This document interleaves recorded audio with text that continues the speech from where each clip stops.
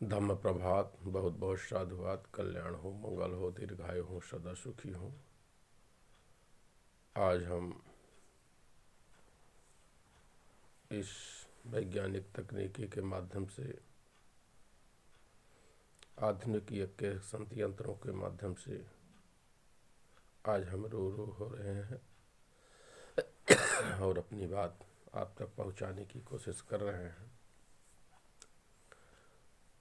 हमारी बात को शायद आप जरूर गौर करें। तो हमारा पहला सवाल ये है, वर्तमान में क्या भारत राष्ट्र में लोकतांत्रिक प्रक्रिया स्वस्थ है? क्या भारत में लोकतंत्र है? क्या भारत में लोकतंत्र के आड़ में सारे काम गैर लोकतांत्रिक तरीके के अपनाए जा रहे हैं?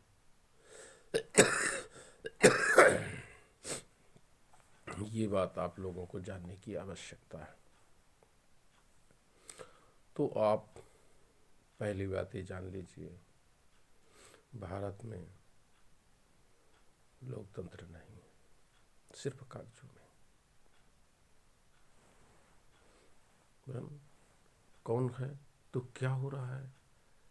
तो वास्तविकता ये है कि भारत में सांस्कृतिक लड़ाई चल रही है। अभी भी श्रवण और गैर श्रवण के मध्य संघर्ष चल रहा है। श्रमजीवी और परजीवी के मध्य संघर्ष चल रहा है। कमेरा और गैर कमेरा वर्ग के बीच संघर्ष चल रहा है।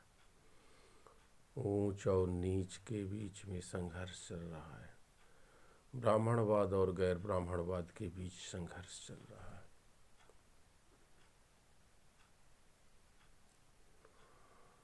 और ब्राह्मणवाद, पूंजीवाद, सामंतवाद,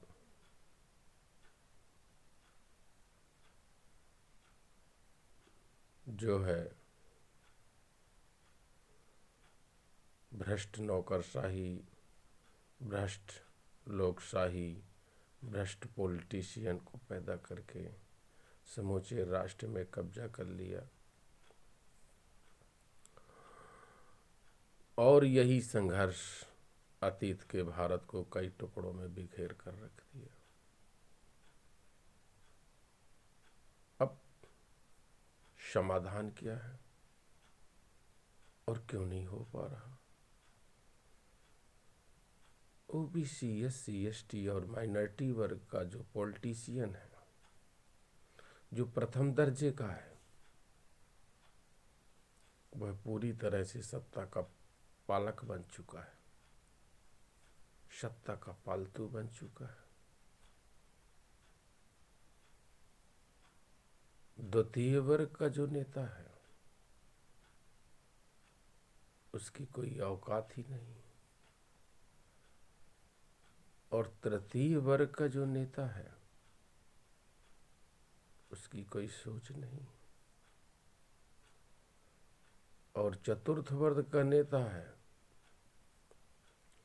वो प्रथम, द्वितीय और तृतीय वर्ग के नेताओं की चापलूसी में व्यस्त है। अंतिम में बचता है बेचारी जनता।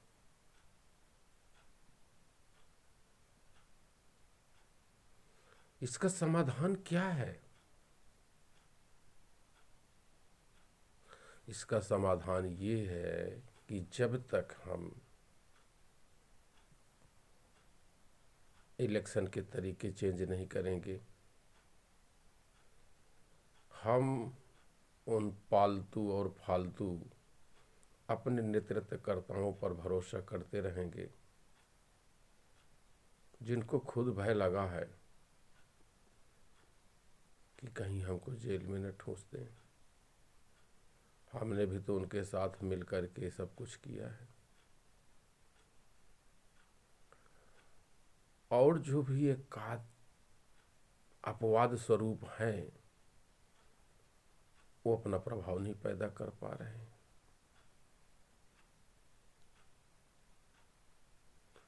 ऐसे में हम जब तक सांस्कृतिक परिवर्तन नहीं करेंगे, वैचारिक परिवर्तन नहीं करेंगे, सामाजिक परिवर्तन नहीं करेंगे, व्यवस्था परिवर्तन नहीं करेंगे, अपने बीच की दूरियों को खत्म नहीं करेंगे, अपना मन बड़ा नहीं करेंगे, अपना विजन बड़ा नहीं करेंगे, अपना लक्ष्य बड़ा नहीं करेंगे, अपनी सोच बड़ी नहीं करेंगे, और जब तक लोकतांत्रिक पायदानों के सभी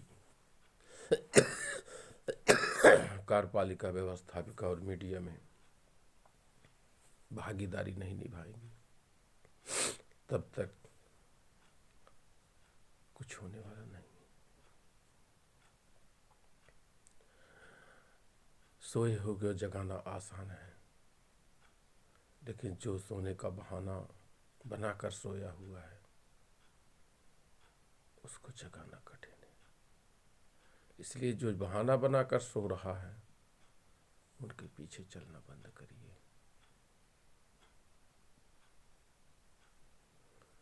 इसलिए हम कहते हैं अनिच्चावत संखारा, प्रकृति परिवर्तनशील है, सारे कार्य अनित्य हैं। ये तुम्हारी गुलामी सदियों से क्यों नित्य बनी हुई है, ये क्यों अनित्य नहीं बन पा रही? ये तुम्हारे ऊपर शोषण क्यों अनित्य नहीं बन पा रहा? तुम्हारे ऊपर अन्याय अत्याचार क्यों अनित्य नहीं बन पा रहा? क्यों? क्योंकि तुम वही मकड़ जाल में फंसे हुए हो, भगवान के भय में फंसे हुए हो, लोक परलोक के भय में फंसे हुए हो, स्वर्ग की लालच में फंसे हुए हो, नरक के डर में फंसे हुए हो, आपस में बैठना नहीं चाहते हो, संवाद स्थापित नहीं करना चाहते हो। और यदि आपको कहीं थोड़ा मोड़ा काम मिल गया तो ये अपनी योग्यता बघाड़ते हो। इसके पहले भी तो तुम्हारे पुरखे योग्य थे, क्यों नहीं हो पाए? आज क्यों हो रहे हैं?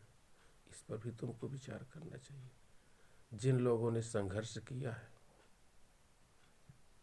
उनका कोई स्वार्थ नहीं था, उनके संघर्ष के बदौलत आज कुछ सुधार हुआ है, और यदि तुम नहीं करोगे तो जो सुधार हुआ है वह पुनः उसी जगह वापस चला जाएगा, और परिणाम ये होगा कि पुनः भयावह स्थिति आएगी।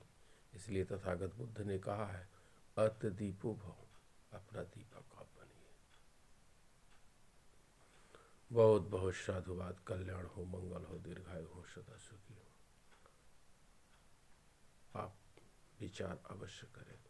बहुत बहुत साधुवाद।